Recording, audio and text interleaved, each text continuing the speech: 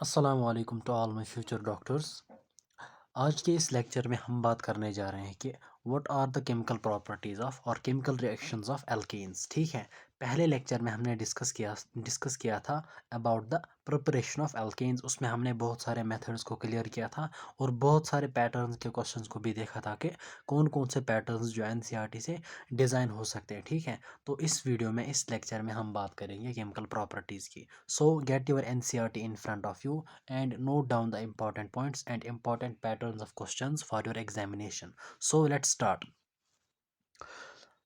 Chemical properties, अच्छा यहाँ पे जो है ना, यहाँ पे दीज आर फिजिकल प्रॉपर्टीज़ को हम एंड में डील कर लेंगे आसानी के साथ। लेकिन जो सबसे इंपॉर्टेंट जो यहाँ पे है ना, that was about preparation and chemical properties. अच्छा, as already mentioned alkanes are generally inert towards acids bases oxidising and reducing agents. तो ये तो हमने पहले ही देखा था कि दे दैट्स वाई कि they were also called paraffins. ठीक है, they were inert towards these reagents. However they undergo the following reactions under certain conditions. अब वो यानी अल्केन्स जो है ना, दे शो मतलब कुछ रिएक्शंस दिखाते हैं। ठीक है, कुछ केमिकल प्रॉपर्टीज दिखाते हैं अंडर सर्टन कंडीशंस। उनमें से जो है ना, सबसे पहले है सब्स्टिट्यूशन रिएक्शन। और सब्स्टिट्यूशन रिएक्शन में हमने सबसे पहले जो है ना, हमने सिर्फ हेलोजिनेशन को अच्छे से पढ़ना होगा। लेकिन इसमें बहुत सारी रिएक्शंस भी है अल्केन्स में, लाइक कंबशन है, उसके बाद कंट्रोल्ड ऑक्सीडेशन, यहाँ पे isomerisation, aromatisation reaction, steam and pyrolysis. लेकिन इनमें सबसे ज़्यादा इंपॉर्टेंट रिएक्शन जो है दैट इज़ योर हेलोजिनेशन। और हेलोजिनेशन जो है एनसीईआरटी ने, अगर आप यहाँ पे देखोगे, इसने इसको मैकेनिज्म के साथ एक्सप्लेन किया है। ठीक है, और यही एक इम्पॉर्टेंट रिएक्शन है जिसमें जिसमें बहुत ज़्यादा चांसेस है कि आपको एग्जामिनेशन में क्वेश्चन पूछा जाएगा। ठीक है, इस पे यूजुअली हमारे पास हेलोजिनेशन पे क्वेश्चन बनता है कि number of monochlorinated products formed. ठीक है, तो मैं क्या करूँगा, इसको इस रिएक्शन को मैं एंड में लूँगा, at the end of this lecture. यानी पहले मैं सारी बाकी रिएक्शंस को कंप्लीट करूँगा, बाकी केमिकल रिएक्शंस को अल्कीन्स की। उसके बाद जो है ना, इन द एंड अगर इसी लेक्चर में टाइम मिला तो हेलोजिनेशन को और डिफरेंट पैटर्न्स के क्वेश्चन भी सॉल्व कर लेंगे। और उसके बाद ही कन्फर्मेशन आइसोमेरिज्म, उसको भी वहीं पे देख लेंगे। ठीक है, लेकिन पहले मैं कुछ और जो आसान सी रिएक्शंस हैं उनको देख लूँगा। Then after that I will jump onto the halogenation. So let's start from the combustion.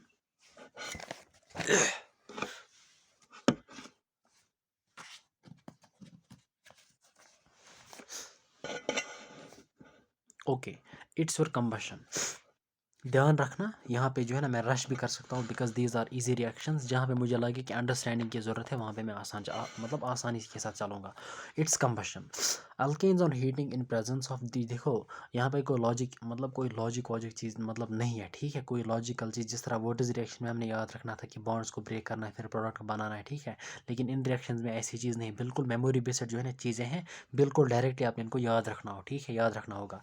अच्छा, alkanes on heating in presence of air or dioxygen are completely oxidized to carbon dioxide and water with the evolution of large amount of heat। तो अगर आप यहाँ पे देखोगे, suppose हम alkanes की बात कर रहे हैं, अल्केन्स या इन जनरल कोई भी ऑर्गेनिक कंपाउंड जब हम लेते हैं, जब कंप्लीट ऑक्सीडेशन की बात आएगी या कंप्लीट कंबशन की बात आएगी, उसका मतलब देखो, उसके दो मतलब होते हैं। पहला मतलब ये होता है, जब कंप्लीट कंबशन होगी, तो आपका प्रोडक्ट जो है ना ऑलवेज बनेगा कार्बन डाइऑक्साइड एंड वाटर। ठीक है, जब क्या होगी, कंप्लीट कंबशन या complete oxidation of any organic compound. ठीक है, अच्छा, और दूसरी बात, जब हम बात करेंगे इन प्रेजेंस ऑफ द एयर, अगर आपने जो है ऑक्सीजन को लिया, यानी एक्सेस सप्लाई ऑफ ऑक्सीजन ली। ठीक है, एक्सेस सप्लाई ऑफ ऑक्सीजन में जो है ना आप कंबशन रिएक्शन को कैरी आउट कर रहे हो, उसी का मतलब होता है असल में कंप्लीट कंबशन। तो इन शॉर्ट आपने याद रखना है, ड्यूरिंग कंप्लीट कंबशन और in excess supply of oxygen, आपका जो ऑर्गेनिक कंपाउंड होता है, इट गेट्स कन्वर्टेड इनटू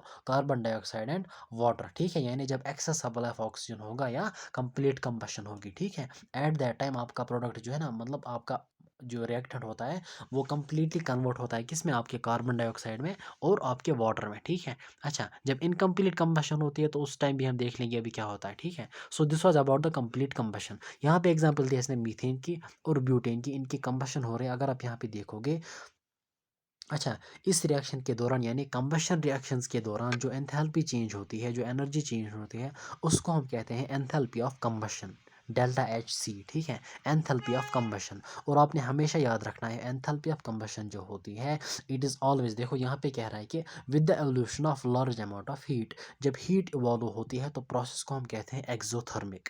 ठीक है। प्रोसेस को हम नाम देते हैं व्हाट, एक्सोथर्मिक। यानी अगर कोई भी केमिकल रिएक्शन हो, कोई भी केमिकल प्रोसेस हो, कोई भी ऐसी प्रोसेस हो कि जिसमें हीट इवॉल्व हो रही हो, रिलीज हो रही हो, इवॉल्व हो रही हो, तो हम कह सकते हैं कि दैट प्रोसेस इज एक्सोथर्मिक।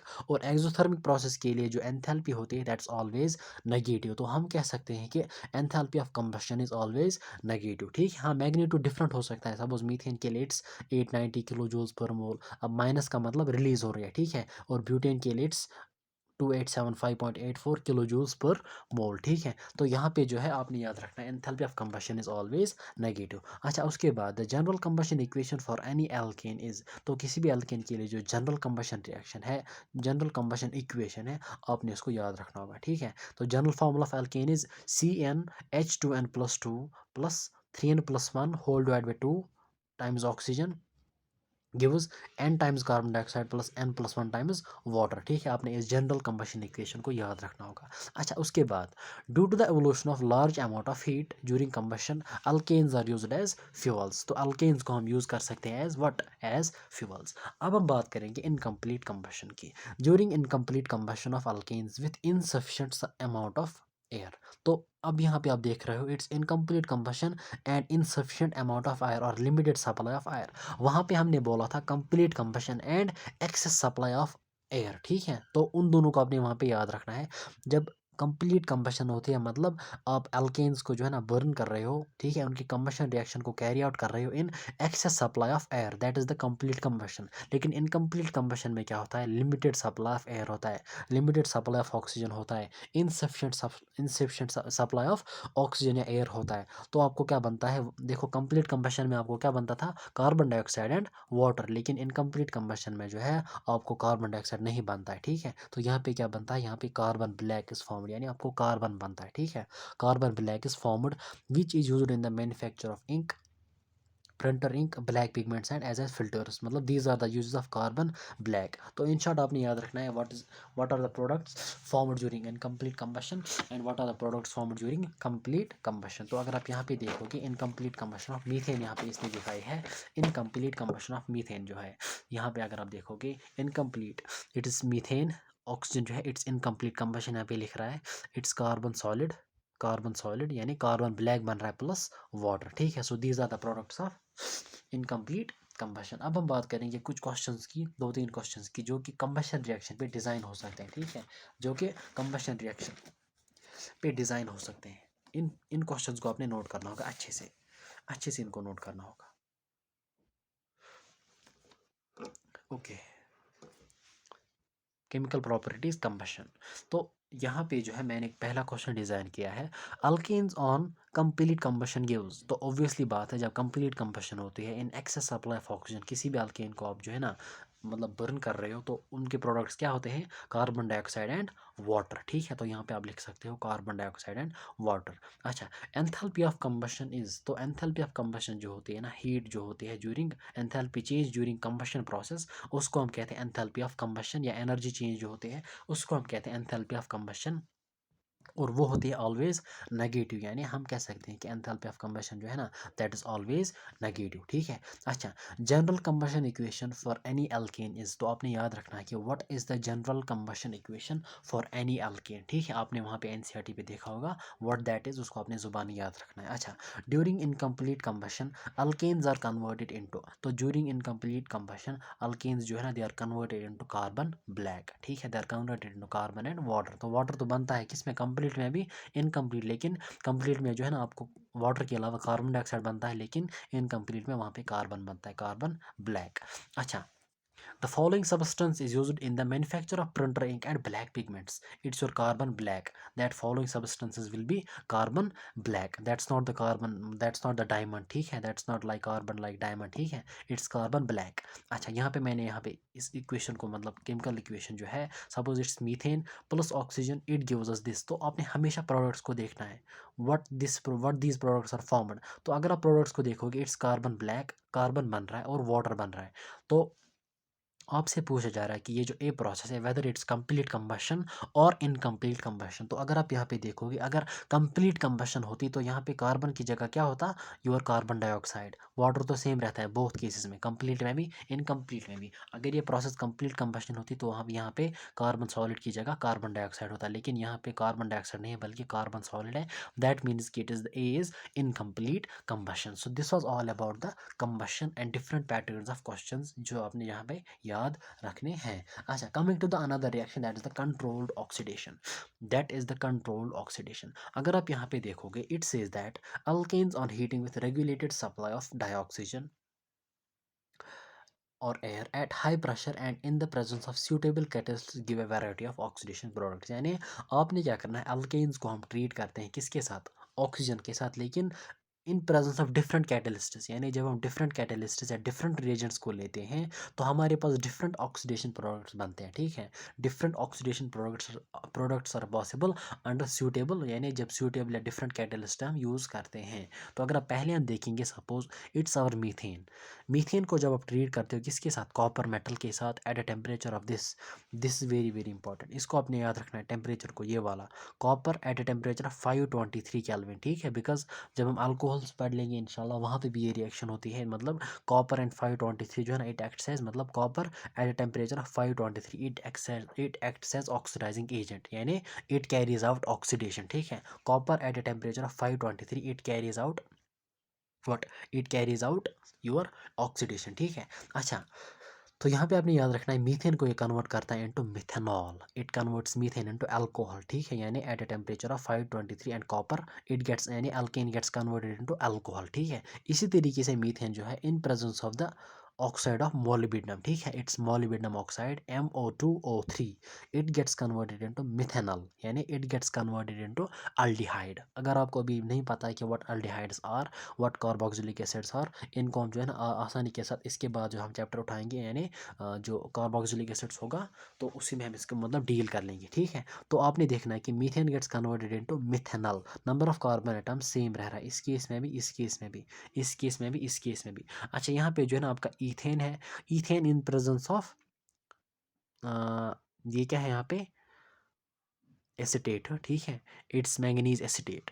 तो यहाँ पे in presence of this reagent आपका इथेन जो है it gets converted into ethanoic acid, it gets converted into ethanoic acid. तो अगर आप बोलोगे इन तीन इक्वेशंस पे किस तरह से आपको क्वेश्चन दिया जाएगा, तो आपको वहाँ पे जो है आपको सपोज कोई अल्केन दिया जाता है एड और रिएजेंट भी दिया जाएगा, आपसे पूछा जाएगा आपका प्रोडक्ट क्या बनता है in all the three cases. ठीक है, कोई भी रिएजेंट दिया जाएगा, कोई भी अल्केन दिया जाएगा, आपसे पूछा जा रहा है कि आपका प्रोडक्ट क्या बनता है। तो हमेशा जो है ना, हमेशा ऑर्गेनिक केमिस्ट्री में आप फंक्शन ऑफ रिएजेंट्स को याद रखोगे। ठीक है, यानी molybdenum oxide it converts alkane into aldehyde, copper at a temperature of 523 it converts alkane into alcohol. ठीक है, और मैंगनीज जो है ना, ये मतलब एसिटेट कह सकते हैं या पेरोक्साइड भी कह सकते हैं यहाँ पे।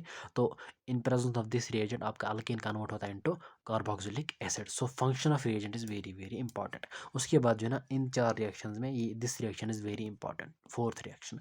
Ordinarily, alkanes resist oxidation, but alkanes having tertiary hydrogen can be oxidized to corresponding alcohol by potassium permanganate।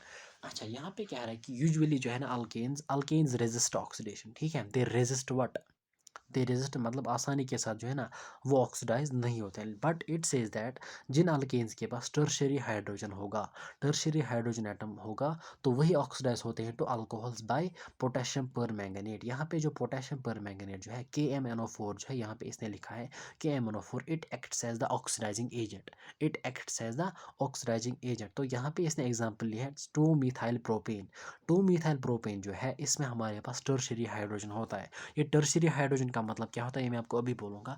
और अच्छा, जिन जिन अल्केन्स के पास टर्शियरी हाइड्रोजन होगा वही जो है ना ऑक्सीडेशन के मतलब वही अंडरगो, मतलब वही अल्केन्स जो है ना, वही alkanes they undergo oxidation and gets converted into alcohol. ठीक है, so alkane gets converted into corresponding alcohol. तो यहाँ पे सिंपल सी बात है, CH यहाँ पे है, बाकी आपका सेम है, यहाँ पे COH, यानी आपने H को कन्वर्ट करना है इनटू OH, सिंपल सी बात है। ठीक है, तो आपने यहाँ पे याद रखना होगा in presence of the KMnO4 alkanes having tertiary hydrogen they gets converted into alcohols. ठीक है, अब इन मतलब यहाँ पे मैं बोलूँगा आपको कि व्हाट टर्शियरी हाइड्रोजन इज, ये आपको ऑलरेडी पता होगा, तो मैं यहाँ पे फिर से बोलूँगा सो दैट कि आपको रिवाइज हो जाए, ठीक है। इन 3 क्वेश्चन, इन 3 इक्वेशन से मैंने आपको बोला क्वेश्चन किस तरह से पूछा जाएगा। कोई भी रिएजेंट दिया जाएगा, कोई भी अल्केन दिया जाएगा, आपसे पूछा जाएगा कि what is the product formed in this reaction, ठीक है। अच्छा, coming to the question on this equation, this point,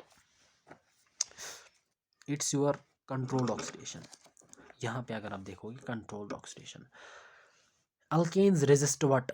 Alkanes resist oxidation, but alkanes having dash hydrogen can be oxidized to alcohols by KMnO4. मतलब alkanes having what? Tertiary hydrogen, ठीक है, tertiary hydrogen. अब tertiary hydrogen का मतलब क्या होता है? Suppose मैंने यहाँ पे लिखा है, मैंने यहाँ पे माना है 2 मिथाइल, बिकॉज अगर मैं यहाँ पे नंबरिंग कर लूँ, जब हम नॉमेनक्लेचर पढ़ लेंगे तो वहाँ पे भी एक क्लियर होगा, तो इट्स 1 2 3, ठीक है। This is your parent hydrocarbon propane, ठीक है। लेकिन कार्बन नंबर 2 पे क्या है? कार्बन नंबर 2 पे आपके पास एक सबस्टिट्यूएंट है, एंड दैट सबस्टिट्यूएंट इज मिथाइल, ठीक है। तो इसका नाम हम दे सकते हैं 2 मिथाइल, यानी 2 कार्बन नंबर 2, यानी पोजिशन नंबर 2 पे आपके पास सबस्टिट्यूएंट है मिथाइल है, इट्स 2 मिथाइल प्रोपेन। प्रोपेन मतलब जो है ना आपकी जो पेरेंट जो वर्ड रूट बनेगा, पेरेंट वर्ड रूट मतलब पेरेंट जो कंपाउंड है, दैट्स प्रोपेन। प्रोप मतलब 3 इसमें कार्बन एटम्स है, ठीक है। सो 2 methyl propane.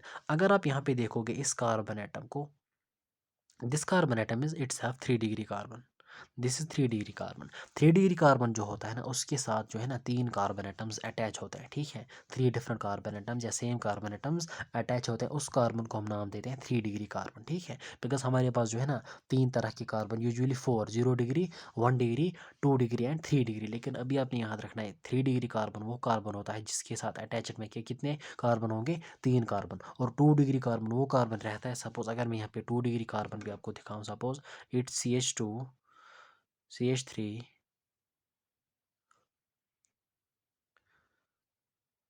CH2, CH3।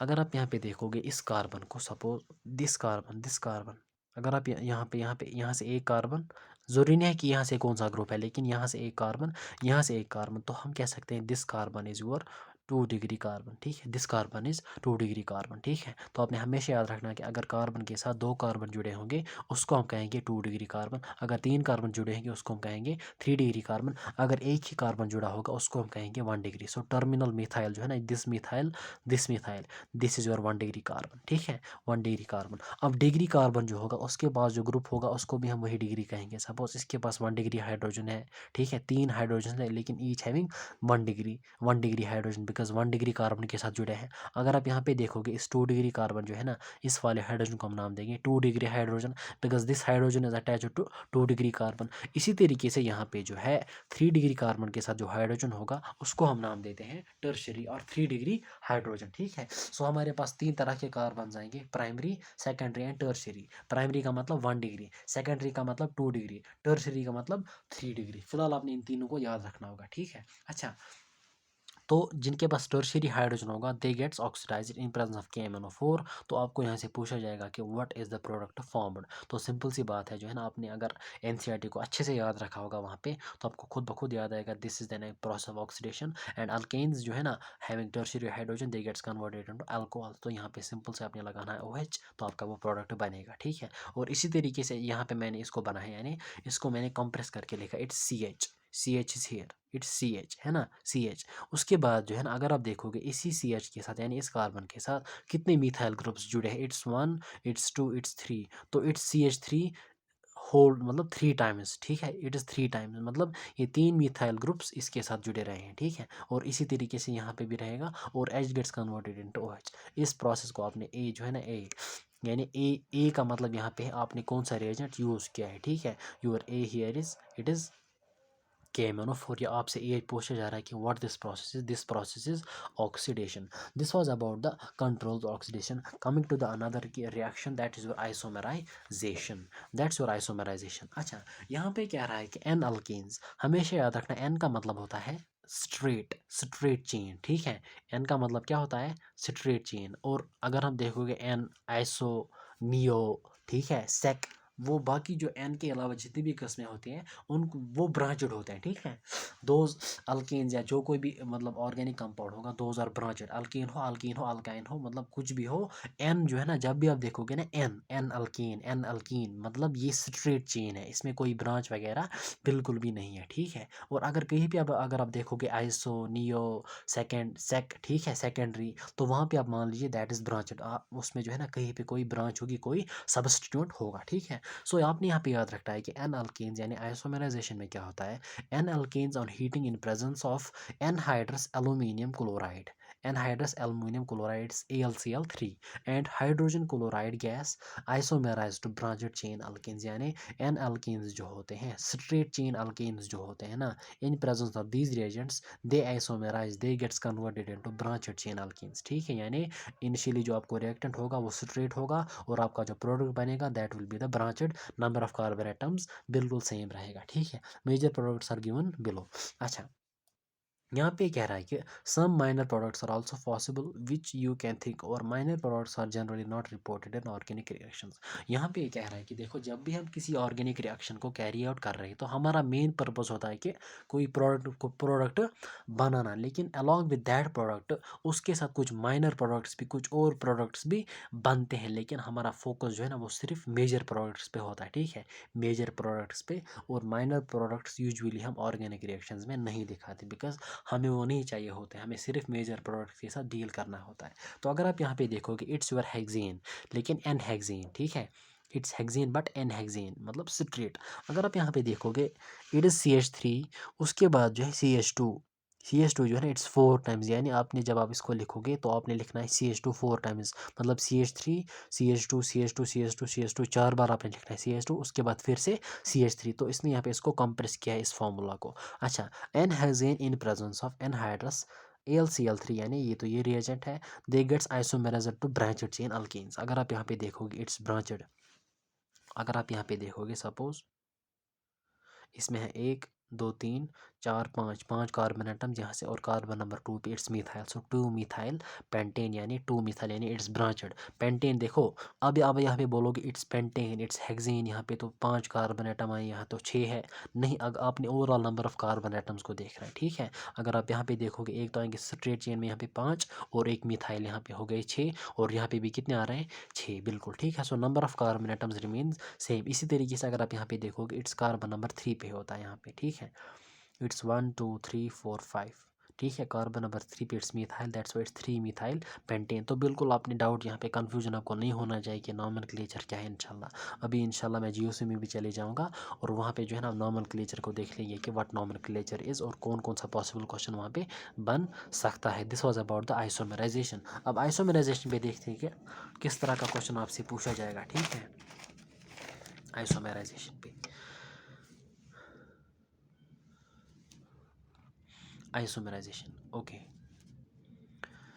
N alkanes in presence of anhydrous AlCl3 or HCl isomerize to, तो N alkanes जो है स्ट्रेट चेन जो है ना they isomerise to branched chain alkanes, ठीक है। तो इसका आंसर आएगा दे आइसोमेराइज और they gets converted into branched chain alkanes. अच्छा, उसके बाद मैंने यहाँ पे लिखा है इट्स एन हेक्सेन, ठीक है, NCERT की एग्जांपल है। एन हेक्सेन हमें देता है 2 methyl pentane, 2 methyl pentane and 3 methyl pentane, लेकिन आपसे पूछा जा रहा है कि यहाँ पे जो ये रिएजेंट, ये कौन सा रिएजेंट यूज़ हो रहा है, ठीक है। Your reagent is what, anhydrous AlCl3 in presence of hydrogen chloride gas, ठीक है, it's AlCl3 anhydrous AlCl3 and HCl। अच्छा, दिस रिएक्शन, तो एग्जामिनेशन में आपको ये रिएक्शन दी जाएगी और रिएजेंट भी वैसे दिया जाएगा, तो आपसे पूछा जाएगा कि this reaction is an example of, तो this reaction is an example of what, isomerisation, ठीक है। बिकॉज आपको पता होगा कि देखो आइसोमर्स क्या होते हैं, isomers have got the same molecular formula but may be different structural formula, ठीक है,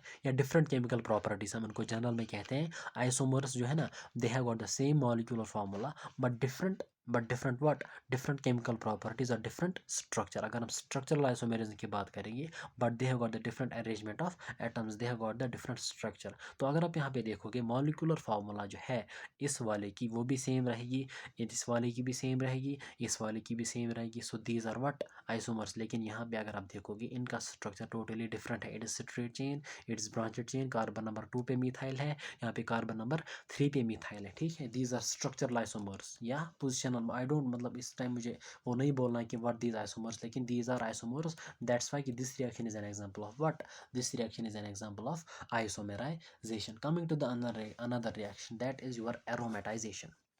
एरोमेटाइजेशन, यहाँ पे भी एन एल्केन्स होते हैं, स्ट्रेट चेन एल्केन होते हैं। ठीक है, एन एल्केन्स हैविंग 6 और मोर कार्बन एटम्स, यानी 6 या 6 से ज़्यादा कार्बन एटम्स जब होंगे on heating to 73 Kelvin at 10 to 20 atmospheric pressure in presence of oxides of vanadium, molybdenum and chromium supported over alumina get dehydrogenated and cyclise to benzene and its homologues. तो आपने यहाँ पे in short याद रखना है कि N alkanes जो होते हैं ना, स्ट्रेट चेन अल्केन्स जो होते हैं ना, in presence of the different oxides they gets converted into benzene और इट्स होमोलॉग्स। ठीक है, यानी बेंजीन है, बेंजीन से रिलेटेड डिफरेंट स्ट्रक्चर्स जो होंगे, ठीक है, उन्हीं में वो कन्वर्ट होते हैं। कौन? एन अल्केन्स हैविंग 6 और more than 6 carbon atoms eight a temperature of 773 and at an atmospheric pressure of 10 to 20 atmospheric pressure in presence of oxides of vanadium, molybdenum or chromium, they gets dehydrogenated and they gets converted or cyclized to benzene or and its homologous. This reaction is known as aromatization or reforming। ठीक है, तो इसके दोनों नाम आपने यहाँ पे याद रखने हैं। ठीक है, तो aromatization and reforming is one and the same thing। तो अगर आप यहाँ पे देखोगे इट्स 1 2 3 4 5 6, इट्स एन हेक्सेन। ठीक है, it's n hexane, straight chain है, in presence of oxides of chromium, vanadium and molybdenum at this temperature it gets converted और साइक्लाइज्ड इनटू बेंजीन। ठीक है, so this was all about what, this was all about the aromatisation. अब हम बात करेंगे suppose aromatisation पे कौन सा क्वेश्चन पॉसिबल हो सकता है यहाँ पे। Aromatisation is also called reforming. N alkanes, ठीक है, एन अल्केन्स गेट्स साइक्लाइज्ड और कन्वर्टेड इनटू बेंजीन और इट्स होमोलॉग्यूज। लेकिन यहाँ पे कह रहा है कि ऑक्साइड्स ऑफ डैश डैश, तो किन मेटल्स के ऑक्साइड जो है ना हम यूज़ करते हैं। ठीक है, तो यहाँ पे ऑप्शन हो, यहाँ पे जो है ना that this point is very very important.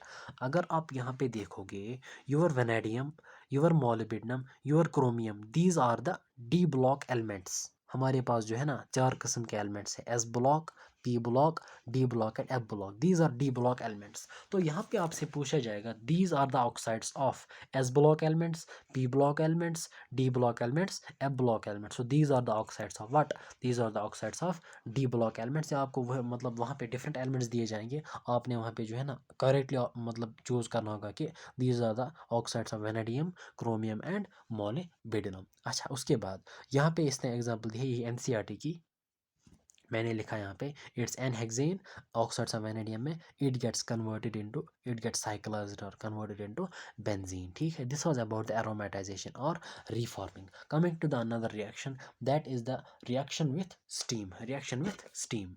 Okay, methane reacts with steam at 1273 Kelvin in the presence of nickel catalyst to form carbon monoxide and dihydrogen. This method is used for the industrial preparation of dihydrogen gas. तो यहाँ पे हम क्या करते हैं, methane जो होता है ना, स्पेसिफिकली हम मीथेन को स्टीम के साथ ट्रीट करते हैं। ठीक है, इट्स स्टीम मतलब यानी water in the form of gas, यानी वाटर वेपर्स, वही होते हैं स्टीम यहाँ पे। ठीक है, सो CH4 एट मतलब with reactors with steam at a temperature of 1273 Kelvin in presence of nickel catalyst it gets converted into carbon monoxide and यहाँ पे आपको हाइड्रोजन भी बनता है। ठीक है, तो आपने यहाँ पे याद रखना है कि it gets converted into carbon monoxide and hydrogen gas. तो अगर आप यहाँ पे देखोगे आपको हाइड्रोजन भी बन रहा है, तो इट सेज दैट, वहीं से कह रहा है कि this reaction is used for this method या दिस रिएक्शन यानी reaction of methane with steam, this method और this reaction used for the industrial preparation of hydrogen gas और डाईहाइड्रोजन गैस। अब यहाँ पे हम देखेंगे कि इस रिएक्शन पे कौन सा क्वेश्चन डिज़ाइन हो सकता है।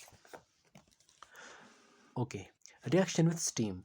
Reaction with steam. Methane reacts with steam at 1273 Kelvin in presence of nickel to form. तो वहाँ पे क्या बनता है? वहाँ पे बनता है carbon monoxide and hydrogen gas. ठीक है, हाइड्रोजन गैस. अच्छा, which method is used for the industrial preparation of hydrogen gas. तो वहाँ से जो है ना बहुत सारे रिएक्शंस दी जाएंगी या बहुत सारे मेथड्स दिए जाएंगे, मतलब जो हाइड्रोजन की प्रिपरेशन के डिफरेंट मेथड्स दिए जाएंगे. तो इंडस्ट्रियल प्रिपरेशन मेथड कौन सा होगा?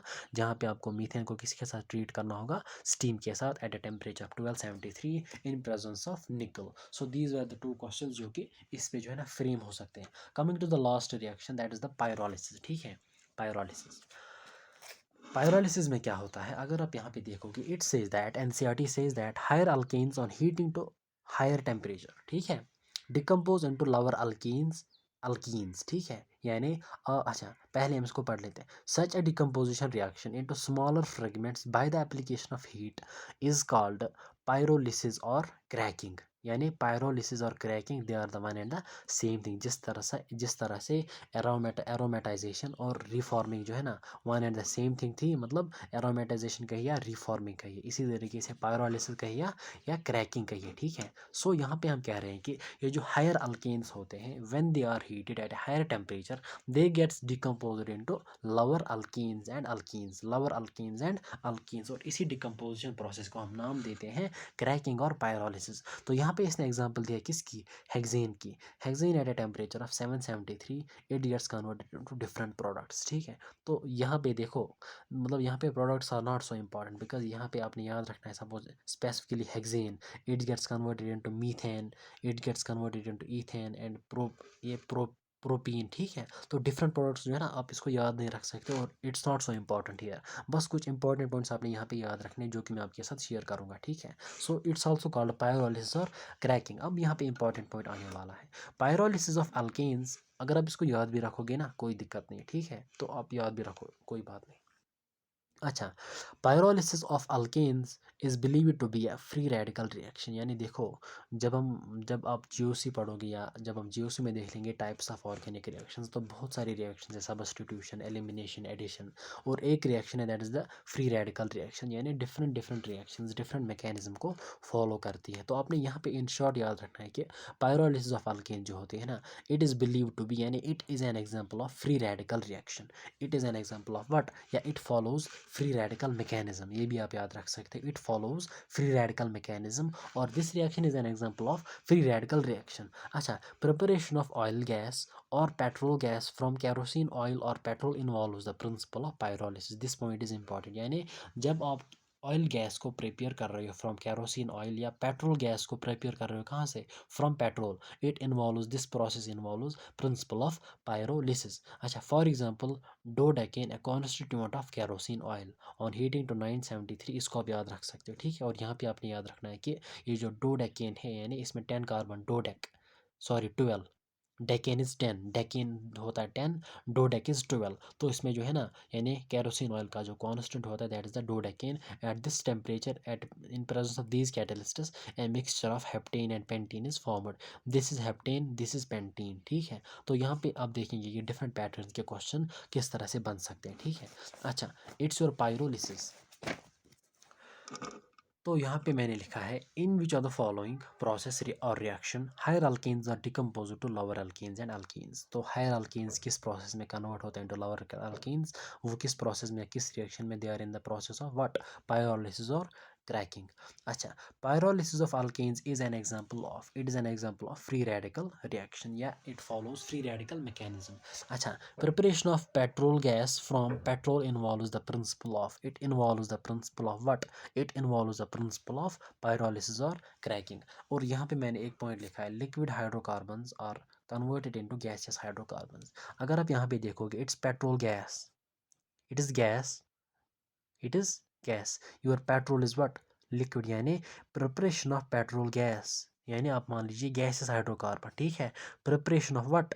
Petrol gas from petrol, petrol is liquid, involves the principle of pyrolysis. तो बिल्कुल इसी तरीके से जो होता है ना, जो लिक्विड हाइड्रोकार्बन्स होते हैं उनको हम कन्वर्ट करते हैं इनटू द गैसेस हाइड्रोकार्बन्स, या हम ये भी लिख सकते हैं कि ये जो हायर हाइड्रोकार्बन्स या हायर अल्केन्स होते हैं, अल्केन्स और हाइड्रोकार्बन्स, हायर अल्केन्स या हायर हाइड्रोकार्बन्स जो है उनको हम कन्वर्ट करते हैं इनटू लोअर हाइड्रोकार्बन, और इस प्रोसेस जो है ना, इस प्रोसेस को हम नाम देते हैं व्हाट, पायरोलिसिस। ठीक है, तो यहाँ पे भी क्या आएगा, लिक्विड हाइड्रोकार्बन्स और कन्वर्टेड इनटू गैसेस हाइड्रोकार्बन्स, इस प्रोसेस को हम नाम देते हैं व्हाट, पायरोलिसिस। या हायर अल्केन्स या हायर हाइड्रोकार्बन्स को हम कन्वर्ट करते हैं इनटू लोअर हाइड्रोकार्बन्स, और इस प्रोसेस को भी हम नाम देते हैं व्हाट, इस प्रोसेस को भी हम नाम देते हैं पायरोलिसिस। ठीक है, so these were some important reaction. ठीक है, सब्स्टिट्यूशन यानी हेलोजिनेशन के अलावा these were some important reaction. अब नेक्स्ट लेक्चर जो होगा, नेक्स्ट लेक्चर में इंशाल्लाह मैं डिटेल में जाऊंगा, उसमें जो है हम अच्छे से जो है ना हेलोजिनेशन को देख लेंगे, what are the possible monochlorinated products, क्योंकि वहाँ पे हमने चीज़ों को समझना है। वो लेक्चर लंबी भी जाएगी, इससे भी अगर मैं इसी में ऐड करता उस लेक्चर को तो ये लेक्चर बहुत ज़्यादा लंबी जाती, इसलिए मैंने जो है ना मैं उसको सेपरेटली पढ़ाऊँगा इंशाल्लाह, और वहीं पे जो है ना कन्फर्मेशन को भी पढ़ाऊँगा, व्हाट आर दिस कन्फर्मेशंस। ठीक है, कन्फर्मेशंस ऑफ ईथेन वगैरह। So this was all about today's lecture. In the next lecture I will be talking about the halogenation or substitution reactions of alkanes and your conformation lysomerism। उसी के साथ हमारा alkanes जो है, अब इसमें बचता है फिजिकल प्रॉपर्टी, उसको भी हम एंड में देख लेंगे। This is all about the alkanes। तो अच्छे से रिवाइज करना, अच्छे से नोट करना। तो नेक्स्ट वीडियो तक के लिए अल्लाह हाफिज़।